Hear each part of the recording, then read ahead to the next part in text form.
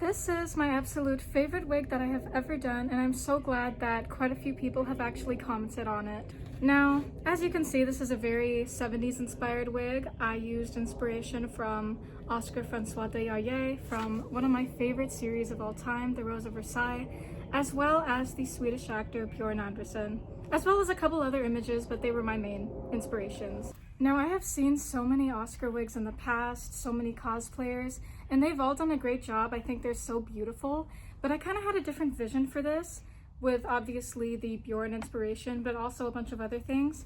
Rather than do a very like cosplay type wig, I wanted it to be sort of like, what would Oscar look like if she was a real person? Like, how would she look like in real life? And I love it so much that I got a new one. This is the Mayde Pure Skin Glueless 13x6 HD Lace Front Wig Riona. And I'm doing shade number 4, but I believe the one I used for the Oscar wig is called Vanilla. Here's what it looks like, just right out of the box. You can part it any way. That's part of the reasons I got this wig. It looks very, very gorgeous, very natural looking. And a lot of people just don't style it and they wear it like this. They like to sort of, I've seen people give it a little sort of side part. What am I doing? Obviously, that is not what I am going for. And then for the actual styling process, I'm gonna need quite a few things. I like to use wire mesh rollers when I'm styling wigs. I think they work very well. These, I believe, are like an inch long, maybe like something like that. I don't know. And then I also like to use T-pins, which I need to go run and get. I'm going to put Miss Oscar over here so I can use her as a reference when I'm cutting and also kind of curling. But I kind of have an idea on what I did last time. Something I really like to do is follow curl patterns from the 70s, but then I also like to do patterns that I have used for my own hair, honestly. I think they both work very well, and I just section off hair, put a roller in it, and then I pin it down. All right, I got the bangs all curled, the whole front section, and this is the roller set that I have used. I got 2 at the sides and then sort of 2 at the fronts, kind of facing away from the face. And as for what you can do with the curls over here, honestly, you could put them all up in curlers, but I kind of just stayed them this way. The most I do is I just brush the curls out for a really 70s vibe. I think these curls work very well. All right, everything looks good, so I think we can start the next step, which is the steaming. All right, I am inside because I have to plug the steamer in, but I have filled it up with water, and I'm basically just going to go over every section and make sure it is all sort of moist and hot, you know? Now, what a lot of people like to do, myself included, is to put a plastic bag over the parts that are rolled up and then sort of steam it in there so you really get every single section. So that's what I'm going to do. And then you just wait for it to heat up, and then you can just start getting in there. I normally like to do this for about 2-ish minutes, something like that, just until every curled area looks right. And after this whole thing is done, you just wait for it to cool until it's completely room temperature.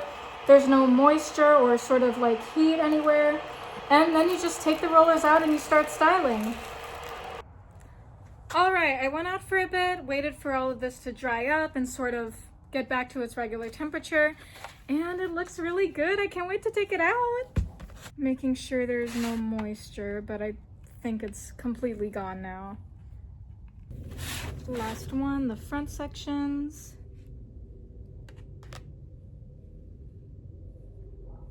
Ooh, okay. And we got the whole front section curled. Now, it is time to finally cut it.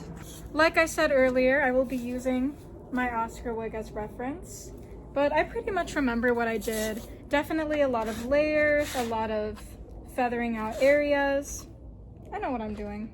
Now, I like to use, when styling, a wig brush, a comb, regular scissors, and then my thinning scissors. I absolutely love my thinning scissors. Now, there's a reason I'm doing this all outside. Aside from just the gorgeous lighting out, I know I'm going to have hair everywhere. But you're basically just going to play around with it, create a lot of layers, a lot of sort of a feathered look, because that's basically what it is.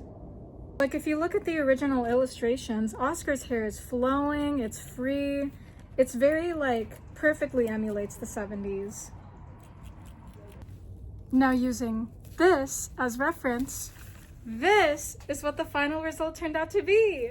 I'm honestly really proud of myself for this one. I think it looks exactly like how I wanted it to look.